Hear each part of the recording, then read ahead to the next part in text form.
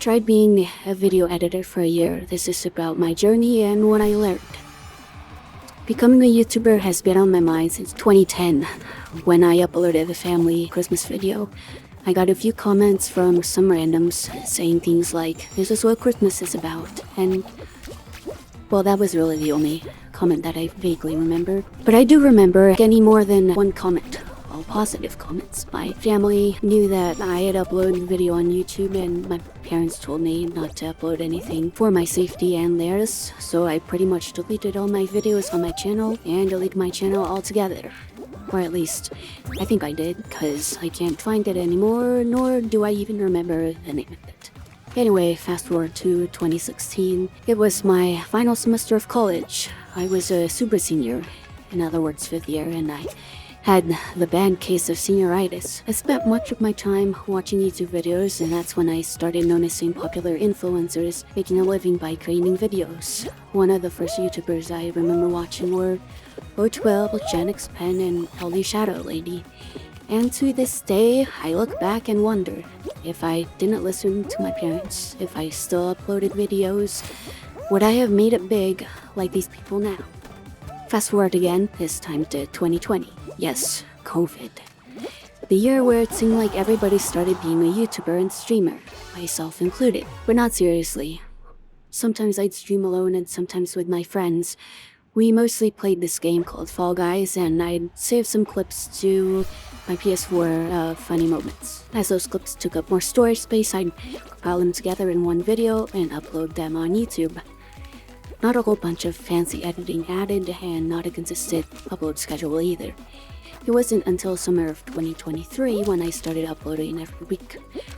Almost. All of the videos I'd upload were gameplay videos, and each video would get an average of about 30 views, and one like with a couple comments on some of them. Editing and uploading videos on a consistent schedule was a lot more difficult than I thought. I'd set myself a due date for each video, then I would find myself editing for hours into the night until it was time for me to upload. It wasn't too bad at first because at the time I was only working part-time, but then I found a full-time job working 8 hours a day, 5 days a week, and sometimes even working on weekends. It was difficult balancing between learning to edit, applying what I learned in a video, and working my full-time job, but I thought I'd make decent edits. I tried really hard to add cool effects and transitions for my first FMV, but I still thought it was basic. It ended up getting 11k views. But the numbers drastically dropped after my second one. On one hand, it was probably because the series that I was making the FMV for had ended. On the other hand, I was thinking that my editing wasn't good enough. I continued learning through tutorials and incorporating what I learned into videos, and eventually reached 100 subscribers.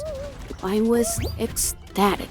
Posted a comment to show my appreciation and waited in anticipation for my subscribers to respond, but there were no comments, no likes. I felt empty.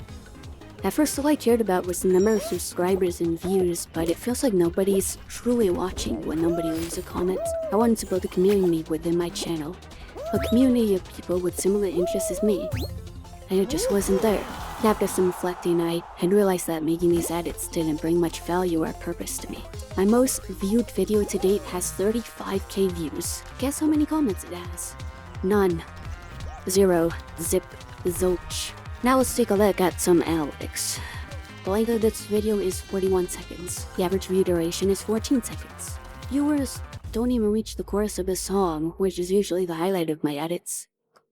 My audience for these kinds of videos are male between the ages of 25 and 34 years old in Indonesia and India. And they're not subscribed. Knowing these analytics concern me because my FMVs are for GLs, which I think are targeted more towards women.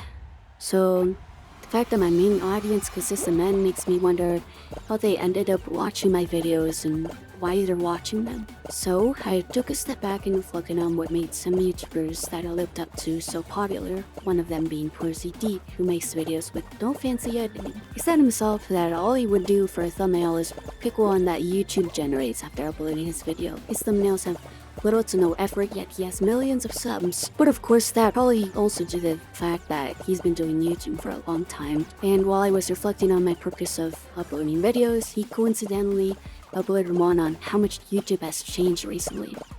how much editing goes into videos these days, and most people seem fake. He, however, stays true to his original content and continues to be entertaining while doing it. One other statement I confirmed. The number of views in a video does not mean it is bad. The platform is just so saturated with videos that it's difficult to find all the hidden gems. Example, I wanted to watch a Let's Play of Hogwarts Legacy. I decided to watch the Let's Play I found with the least number of views. I ended up thoroughly enjoying their playthrough. I watched them play the entire game and even ended up subscribing to their channel. Bombarda!